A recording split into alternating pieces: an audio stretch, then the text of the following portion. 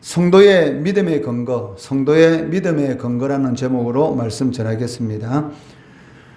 시편 전체 150편 중에서 이 제목이 없는 시편은 총 34편입니다.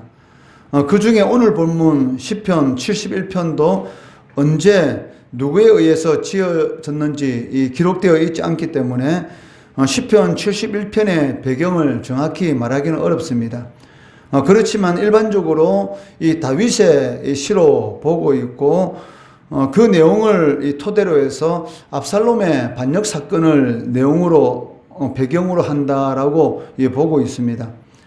시편 71편의 전체적인 내용을 간단히 살펴보게 되면 다윗은 자신의 목숨을 위협하는 원수들의 이 고발 그리고 엄해로 인해서 이 죽음의 이 문턱에 서 있고 이러한 상황들을 원수들은 조롱하고 한 목소리로 하나님께서 이 다윗을 버리셨다라고 선전하고 있다는 것입니다.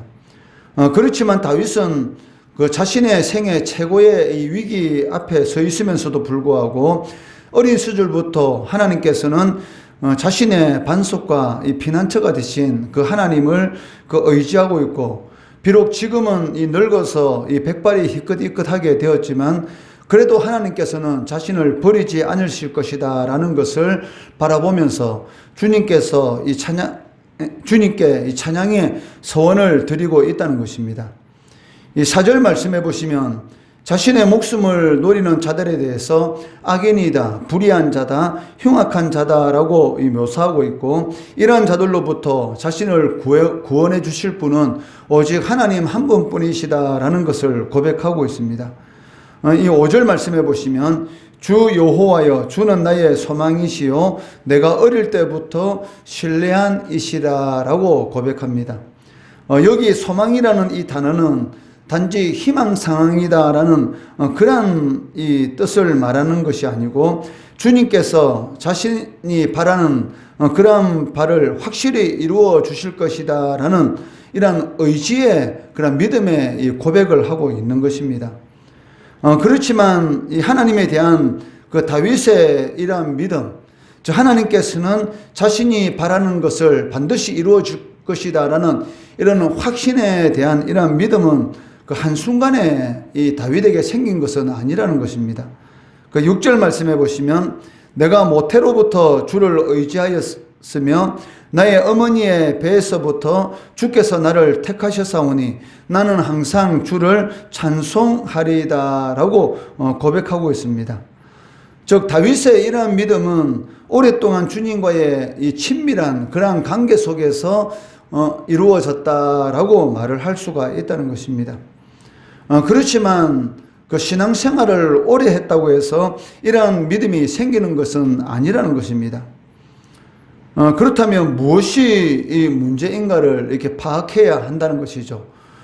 다윗은 그 오랜 기간 동안에 주님과의 친밀한 관계 가운데서 자신의 그 생애의 최고의 이 위기 가운데 서 있으면서도 불구하고 하나님께서는 자신의 반석과 의지가 되시고 하나님께서는 자신이 원하는 바를 반드시 이루어진다라는 그런 고백을 하고 있습니다. 그렇지만 이와는 다르게 오랫동안 신앙생활을 했으면서도 불구하고 그 실질적으로 이러한 믿음이 없는 그런 이 경우도 많다는 것이죠. 그렇다면 무엇이 문제인가? 그것을 우리가 이 파악을 해야 되는데도 해야 됩니다. 그것은 그 우리의 신앙의 근거를 어디에 두느냐에 따라서 이 믿음이 달라진다는 것입니다. 내 자신의 헌신 그리고 봉사에 내 신앙의 근거를 두느냐 아니면 주님께서 행하신 그 일에 대해서 내 신앙의 근거를 두느냐에 따라서 이 믿음의 완전히 달라질 수가 있다는 것입니다. 만약에 내 자신의 헌신과 이 봉사 때문에 주님과의 이 관계를 우리가 설정하게 된다면 그것은 이 하나님의 의를 나타내는 것이 아니라 그 자신의 의만 드러나게 된다는 것이죠. 그렇다면 이 신앙은 어떤 신앙입니까? 그러니까 주님과는 전혀 상관이 없는 그러한 이 신앙이 될 수가 있다는 것입니다. 그 대표적인 사람들이 이 신약에 등장하는 이 바리새인과 이 서기관들입니다. 이들은 오랫동안 신앙생활을 하였고 하나님의 말씀에 대해서는 잘 안다고 자부하였고, 그리고 이스라엘 백성 가운데서도 이 선생이다라고 스스로 자부하고 있었던 그런 사람들이었습니다. 그렇지만 이들의 신앙은 어떤 신앙이었습니까? 그 하나님께서 베푸신, 하나님께서 행하신 그러한 일들의 이 근거를 두는 그러한 신앙이 아니라 그 자신이 행하는 그러한 일들의 근거를 두는 그러한 신앙이었기 때문에 그 하나님의 의로움을 나타내는 것이 아니라 그 자신의 의로움만을 나타내는 그러한 이런 신앙을 가지고 있었다는 것입니다. 그렇기 때문에 예수님께서는 이들을 향해서 무엇이라고 책망하십니까? 그 마태복음 23장 이 33절 말씀해 보시면, 뱀들아, 독사의 새끼들아, 너희가 어떻게 지옥의 판결을 피하겠느냐라고 책망하고 있다는 것이죠. 자신은 하나님의 선민이고 또 이스라엘 백성들 가운데서도 선생이고 종교 지도자다라는 그런 자부심을 가지고 있었지만, 그 하나님의 아들인 예수님께서는 그들에 대해서 독사의 새끼다, 그리고 지옥의 판결을 피할 수 없다라고 책망하는 것을 보게 되는 것입니다. 그렇기 때문에 오랫동안 신앙생활을 했다라는 것이 중요한 것이 아니라 그 신앙의 근거를 어디에 두느냐에 따라서 하나님 앞에 칭찬받는 그러한 신앙이 될 수가 있고, 하나님 앞에 책망을 받는 그러한 신앙이 될 수가 있다는 것입니다. 이들과는 다르게 다윗은 자신이 오랫동안 주님과 친밀한 관계를 가질 수 있었던 것, 그리고 주님께 소망을 둘 수 있는 그러한 근거가 무엇인가? 바로 주님께서 행하신 일이다라고 다윗은 고백하고 있습니다. 6절 하반절에 보시면 주께서 나를 택하셨사오니라고 고백하고 있다는 것이죠. 주님께서 나를 택하여 세우신 것이 자신의 모든 소망의 근거다라고 고백하고 있다는 것입니다. 이러한 택하심에 근거한 신앙, 이러한 신앙에 대해서 주님께서는 이 기도의 비유를 통해서 말씀하고 있습니다. 마태복음 6장 30절에서 32절 말씀해 보시면, 오늘 있다가 내일 아궁이에 던져지는 돌풀도 하나님이 이렇게 입히시거든 하물며 너희일까 보냐. 믿음이 작은 자들아, 그러므로 염려하여 이르기를 무엇을 먹을까, 무엇을 마실까, 무엇을 입을까 하지 말라. 이는 다 이방인들이 구하는 것이라. 너희 하늘 아버지께서 이 모든 것이 너희에게 있어야 할 줄을 아시느니라 라고 말씀하고 있다는 것이죠. 믿음의 작은 자들아, 무엇 때문에 믿음이 작다 이렇게 말씀하시고 있습니까? 그러니까 하나님의 행하시는 그 일에 자신의 믿음의 근거를 두는 것이 아니라 자신이 행하는 일, 그러니까 자신이 가지고 있는 그런 외부적인 이런 모든 환경들에 이 믿음의 근거를 두기 때문에 믿음이 작은 자들아라는 그러한 이 책망을 듣는 것을 보게 된다는 것이죠. 하나님이 천지 만물의 주인이시고 하나님께서 택하신 하나님의 백성이라면 하나님께서 모든 것을 책임져 주신다는 것입니다. 그렇기 때문에 무엇을 먹을까, 무엇을 마실까, 무엇을 입을까 하지 말라. 왜? 이들은 이방인들이 구하는 것인데 하늘 아버지께서 이 모든 것들이 너에게 있어야 할 줄을 아시느니라. 즉 하나님께서 책임져 주신다라고 말씀하고 있습니다. 이를 이사야 선지자는 이사야 43장 1절에서 뭐라고 말합니까? 너는 내 것이다. 즉 하나님께서 책임져 주신다라고 말씀하고 있다는 것입니다.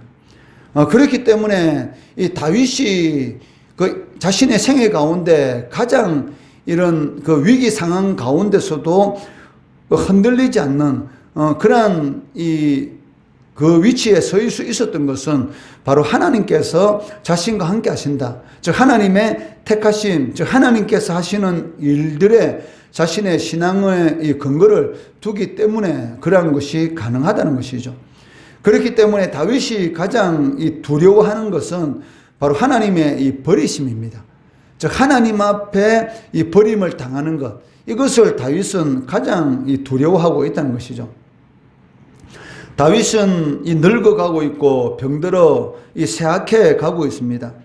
뿐만 아니라 원수들은 그의 생명을 노리고 있고 하나님께 버림을 받았다라고 이 다윗을 조롱하고 있다는 것이죠.